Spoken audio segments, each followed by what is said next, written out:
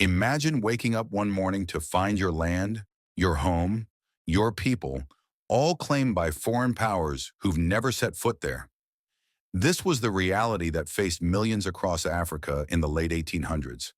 Africa, a vast continent rich in cultures, kingdoms, and traditions that span thousands of years.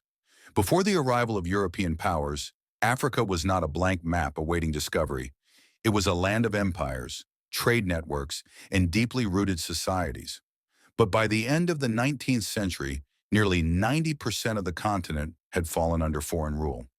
The question is, how did it happen? This is the story of African colonization, a period that reshaped the continent forever. It was a time marked by ambition, betrayal, violence, and resistance. European powers, hungry for resources and global dominance, scrambled to divide Africa with little regard for its people, cultures, or borders. Treaties were signed, armies marched, and flags were raised, often over lands that were neither empty nor unclaimed. But Africa was not silent. From the forests of West Africa to the highlands of Ethiopia, resistance flared. Leaders emerged, battles were fought, and stories of resilience echoed across generations. In this video, we'll journey through the events, motives, and consequences of colonization. From the Berlin Conference to the last rebellions, we'll uncover how colonization began, what it meant for Africans, and why its legacy is still felt today.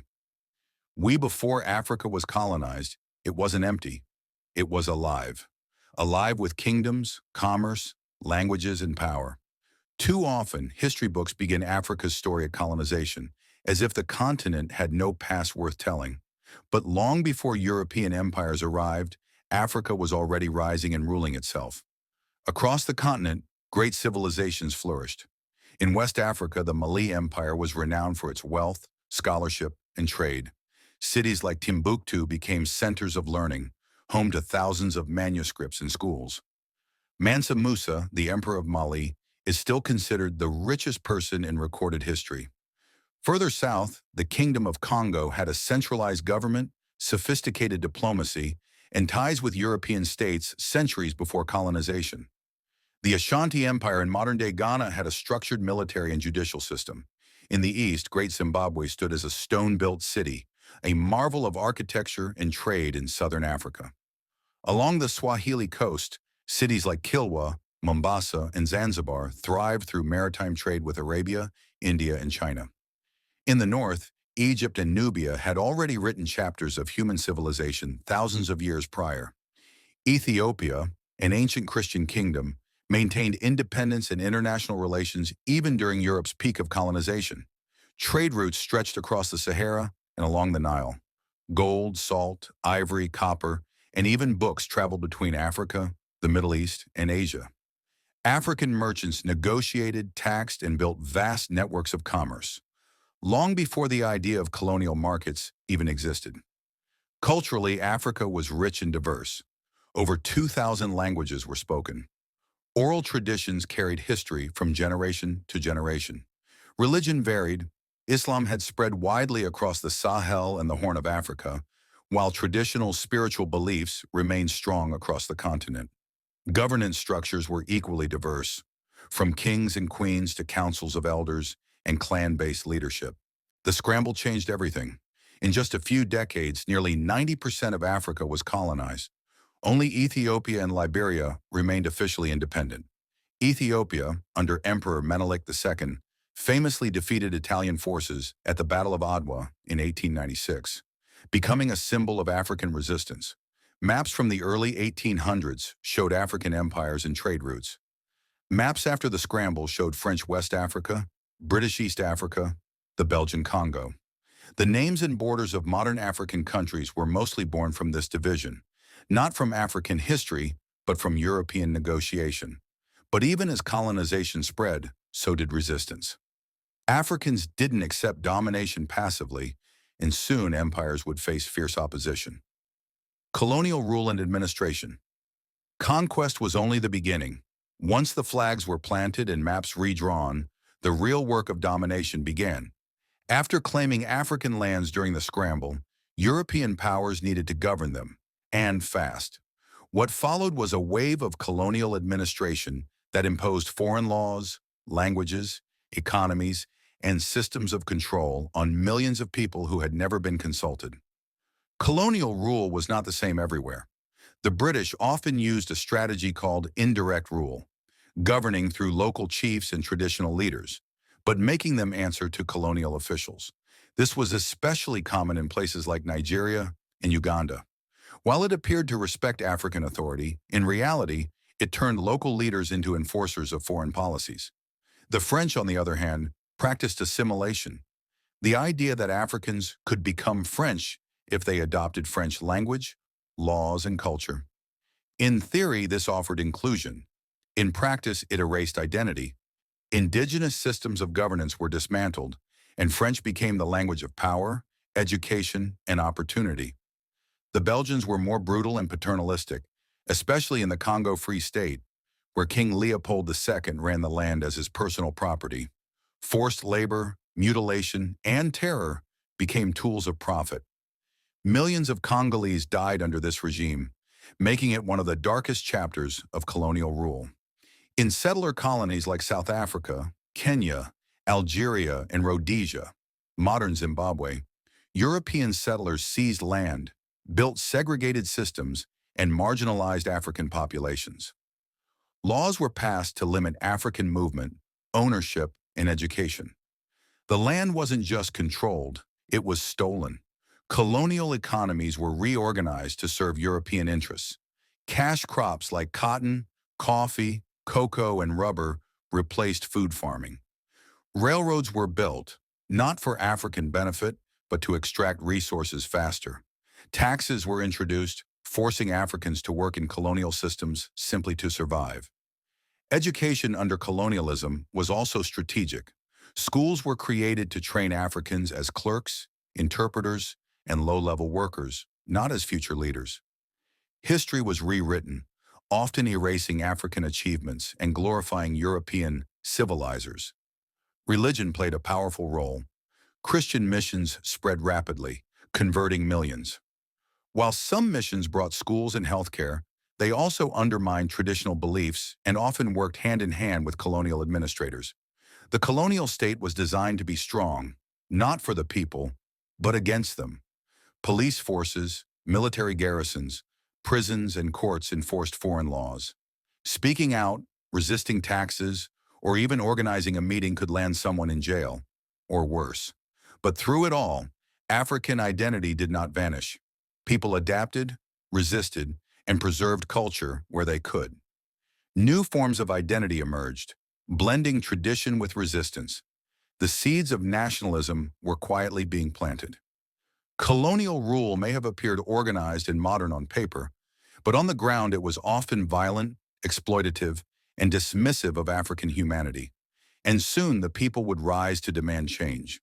Resistance and rebellions. To colonizers, Africa was a prize, but to Africans, it was home, and home is something worth fighting for. From the very beginning of colonization, resistance was everywhere. Africans didn't simply accept foreign domination. It crossed deserts, mountains, forests, and savannas. Men and women rose up to protect their land, cultures, and freedom. Some resistance took the form of diplomacy. African leaders tried to negotiate with Europeans, hoping to preserve autonomy.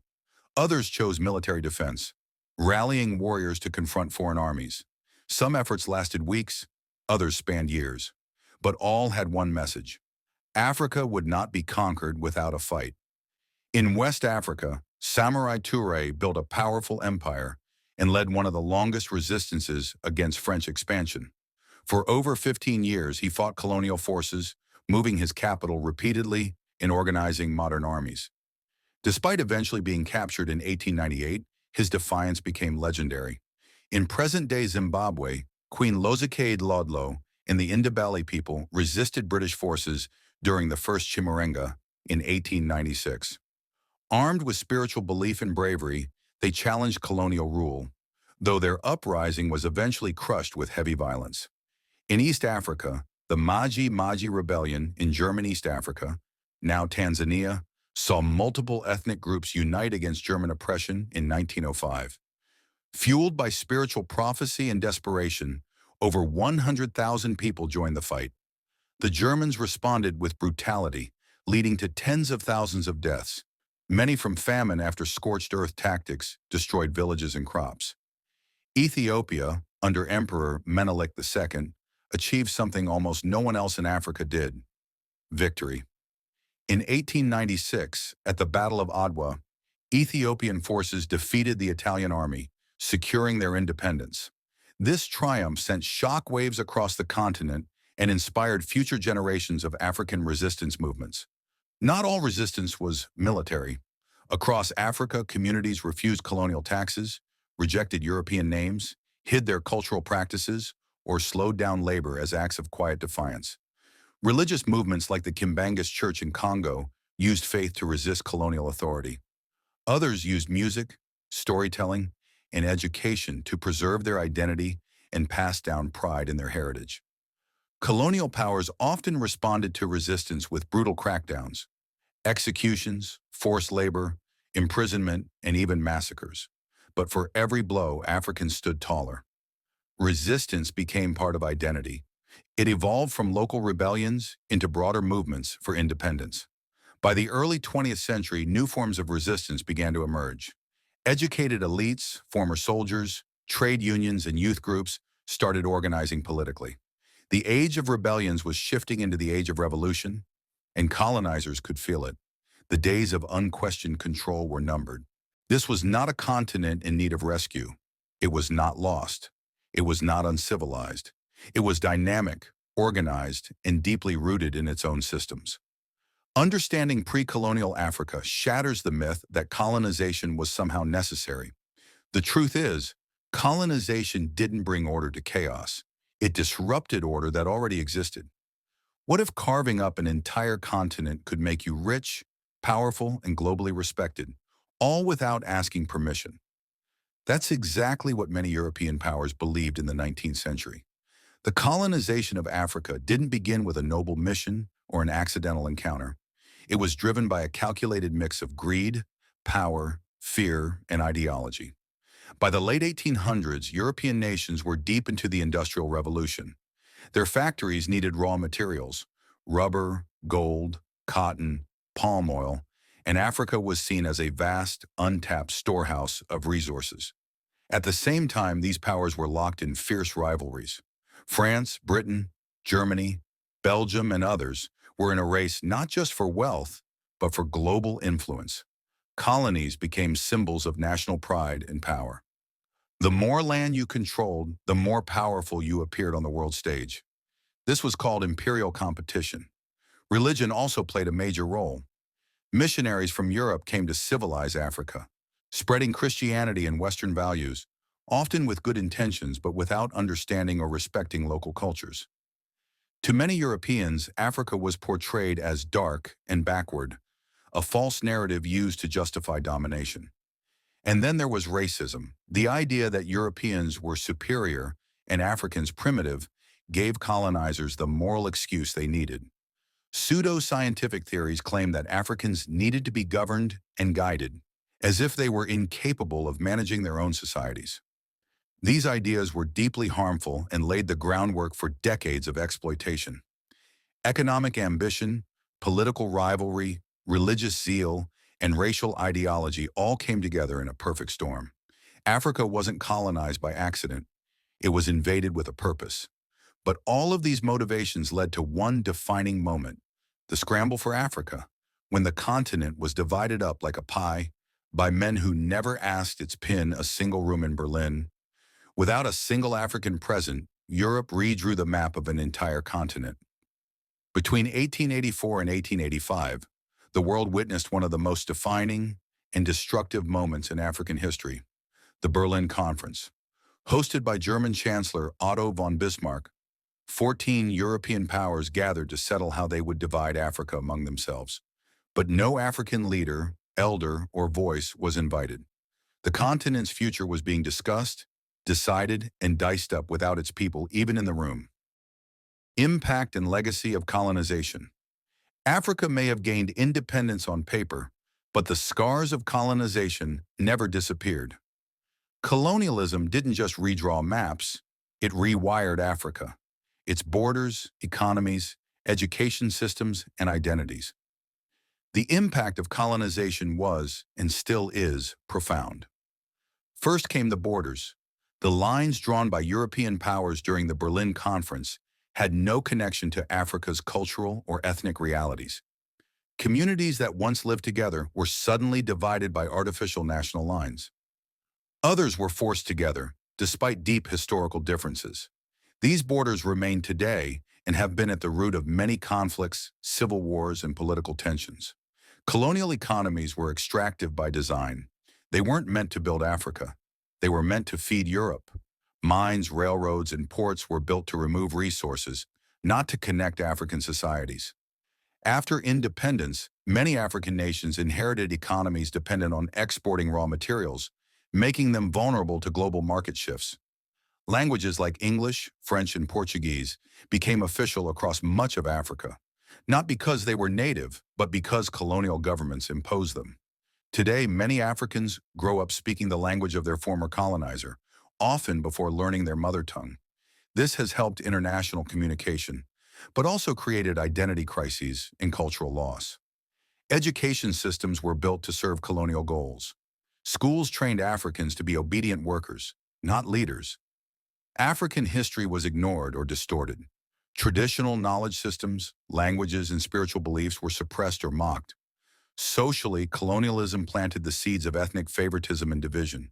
Some groups were elevated over others for political convenience, especially by the British and Belgians. This divide and rule strategy led to deep mistrust, even after independence, sometimes erupting into violence. Even psychologically, colonialism left marks. For generations, Africans were taught to view themselves as inferior, their cultures as backward, and Europe as the model of success.